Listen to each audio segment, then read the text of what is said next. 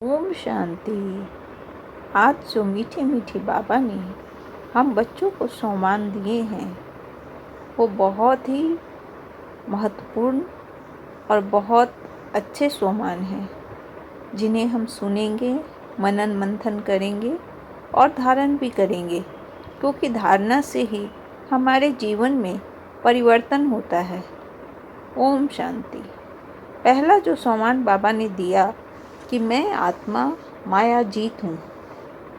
बाबा कहते हैं सतगुरु का वशीकरण मंत्र तुम्हें मिला हुआ है, चुप रहकर मामेकम याद करो। यही मायाजीत बनने का महामंत्र है। तो हमें मायाजीत बनना है। माया के अलग अलग बारों से हमें सावधान रहना है।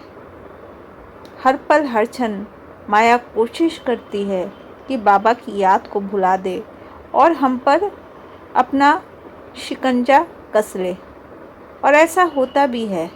बाबा खुद कहते हैं कि माया कभी कभी मुझ पर भी हमला कर देती है, लेकिन बाबा तो बाबा ठहरे और हम तो गृहस्थ आश्रम में रहने वाले।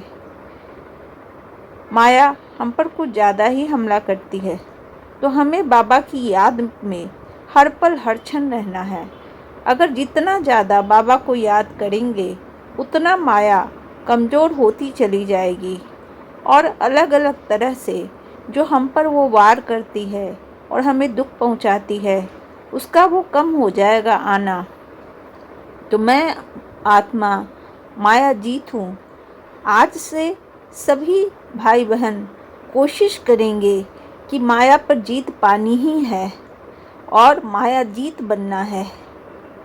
दूसरा जो सम्मान है, मैं आत्मा मास्टर त्रिकालदर्शी हूँ। त्रिकालदर्शी मतलब ड्रामा के आदि मध्य अंत को जानने वाला, वही त्रिकालदर्शी बनता है। बाप कहते हैं तुम्हारा पुराना सड़ा कचरा जो भी है वो लेकर मैं तुम्हें 21 जन्मों की बादशाही देता हूँ। जो बच्चे भक्ति मार्ग से जुड़े हुए हैं उन बच्चों को भी मैं आशीर्वाद देता हूँ ताकि वो ज्ञान मार्ग में आए, और उन्हें भी मैं परिणाम देता हूँ। उन्हें क्षण भर का ही सही लेकिन सुख पहुँचाता हूँ। लेकिन ज्ञान मार्ग ऐसा है जो हमें 21 जन्मों की बादशाही देता है। ड्रामा के आदि मध्य अंत को जानकर हम त्रिकालदर्शी बनते हैं। इसलिए हमें ज्ञान को ज़्यादा से ज़्यादा ग्रहण करना है और आदि मध्य अंत को समझना है कि कैसे बाबा सृष्टि चक्र को बताते हैं और कैसे हम अपना पुराना शरीर छोड़कर वापस कैसे सतयुग से होते हुए त्रेता युग, द्वापर युग और फिर कलयुग में जन्म लेते हैं। कैसे बाबा हमें ज्ञान समझाते हैं और ज्ञान मार्ग के द्वारा हम ब्राह्मण बनते हैं और बाबा को याद कर कर के हम स्वर्ग की वर्षा लेते हैं। तो बाबा कहते हैं कि हमेशा त्रिकालदर्शी बनकर रहो कि अभी जो है वो कल नहीं रहेगा, कल जो है वो फिर बदल जाएगा। तुम्हारा अंतिम लक्ष्य है वह यही है कि तुम राजा रानी बनने वाले हो, स्वर्ग की बादशाही मिलने वाली है तुम्हें। तो त्रिकालदर्शी जब बन जाओगे तो ये जो क्षणिक छोटे छोटे दुख हैं, छोटे छोटे जो कष्ट हैं, जो परेशान करते हैं, जो माया परेशान करती है, जो देह भान है, जो हम वो सब भूल कर हम कर्मातीत बन जाएंगे और कर्म करते हुए भी बाप की याद में रहेंगे। तो बाबा कहते हैं कि बच्चे तुम त्रिकालदर्शी हो, तीनों कालों को जानने वाले। अब आप सोचो कि एक साधारण मनुष्य से हम त्रिकालदर्शी बन गए, बाबा ने हमें त्रिकालदर्शी बना दिया। हम कितने भाग्यवान आत्माएं हैं कि बाबा ने हमें तीनों कालों का ज्ञान दे दिया और हम समझ गए कि ड्रामा क्या है और ड्रामा का रहस्य क्या है। तीसरा जो सम्मान बाबा ने दिया है वह है मैं आत्मा अशरीरी हूँ। अशरीरी बनने की प्रैक्टिस सबसे ज़्यादा ज़रूरी है, क्योंकि बाबा कहते हैं कि मैं आत्मा हूँ। इस बात को जब तक आप नहीं समझेंगे तब तक अशरीरी नहीं बन सकते हैं। अशरीरी बनकर माने थोड़ी थोड़ी देर पर रूहानी सैर करनी है, हमेशा नारायणी नशे में रहना है और कोई भी बाहर की बातें नहीं करनी है, किसी से भी नहीं करनी है और चुप रहने का प्रयास करना है। क्योंकि जितना ज़्यादा हम बोलेंगे उतना ज़्यादा बाहर की बातों से हमारा कनेक्शन जुड़ेगा, उतना हम माया के चंगुल में आएंगे। जितना चुप रहकर हम अपने बाबा को याद करेंगे उतनी वर्षा मिलेगी और उतना हमें आत्मभान होगा, हम आत्मी अभिमानी बनेंगे और देह अभिमान को छोड़कर अपने पिता को याद करेंगे। तो बाबा ने कहा तुम आत्मा अशरीरी हो, मतलब आत्मा का मतलब ही अशरीरी, जिसका कोई शरीर नहीं है। आत्मभान में जब हम रहेंगे तो बड़ी से बड़ी बीमारी और बड़ा से बड़ा कष्ट हमें परेशान नहीं करेगा।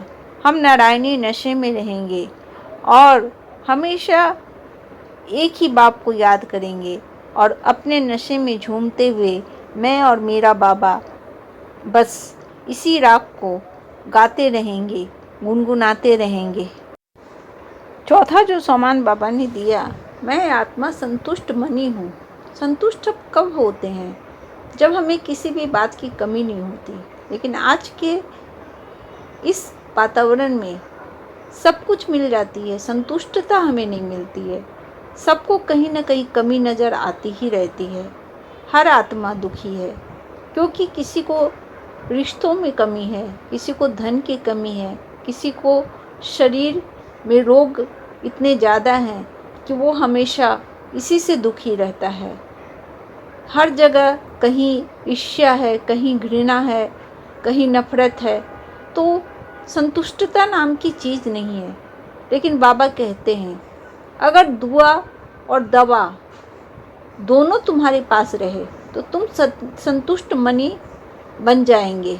बाबा कहते हैं दुआ और दवा द्वारा तन और मन की बीमारी से दूर रहने वाले संतुष्ट मनी भव। मन की बीमारी क्या है कि किसी भी चीज़ की कमी हमेशा सालती रहे, हमेशा लगता रहे कि काश ये हो जाता, काश वो हो जाता, ये मिल जाता, ऐसा नहीं हुआ, वैसा नहीं हुआ, इसने वो कह दिया, उसने वो कह दिया। इस तरह की जो बातें हैं क्यों और कैसे, जिस पर बाबा हमेशा फुल स्टॉप लगाने की बात करते हैं, लेकिन हम फुल स्टॉप लगा नहीं पाते हैं।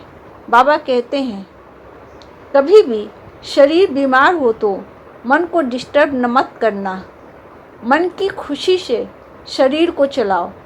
मन तब खुश रहेगा जब हम संतुष्ट मनी रहेंगे, और जब संतुष्ट मनी रहेंगे तो शरीर की एक्सरसाइज हो जाएगी। मतलब खुशी है दुआ और एक्सरसाइज है दवा। बाबा कहते हैं दुआ और दवा से तन मन की बीमारी से मुक्त हो जाएंगे, खुशी में भी दर्द भूल जाएंगे। वैसे में सदा हर्षित चेहरे से अन्य आत्माओं को भी प्रभावित कर पाएंगे। जब अन्य आत्माएं प्रभावित होगी और आपके लिए दुआ करेगी कि आप हमेशा ऐसे ही हंसते रहें और आपको देखकर हंसेगी, तो आप हमेशा संतुष्ट रहेंगे। तो संतुष्टता जो है वह हमारे जीवन का गहना है। कहने का तात्पर्य है कि बाबा के जब से बने हैं तब से संतुष्टता तो हमारे जीवन में आ ही गई है, किसी चीज़ की कमी नहीं खलती है। यही सबसे बड़ी बात है। और बाबा ने हमें भरपूर खजानों से भरपूर कर दिया है। खजाने ही खजाने हैं, तन मन धन सबका खजाना। चारों और सबसे बड़ी बाबा की पालना। बाबा की पालना ने हमें इतना संतुष्ट कर दिया है कि हम अपने जीवन के हर दुख सुख को भूलकर बहुत खुश रहते हैं। सच्ची बाबा, आपके सारे बच्चे बहुत खुश हैं। आज से हम प्रण करते हैं कि हमेशा संतुष्ट मनी बनकर रहेंगे, है ना? आप लोग भी प्रण करते हो ना कि हमेशा संतुष्ट मनी बनकर रहेंगे। तो पांचवा सोमान जो बाबा ने दिया कि मैं आत्मा एक रस हूँ, विस्तार में भी सार को देखकर एक रस स्थिति का अनुभव करना है।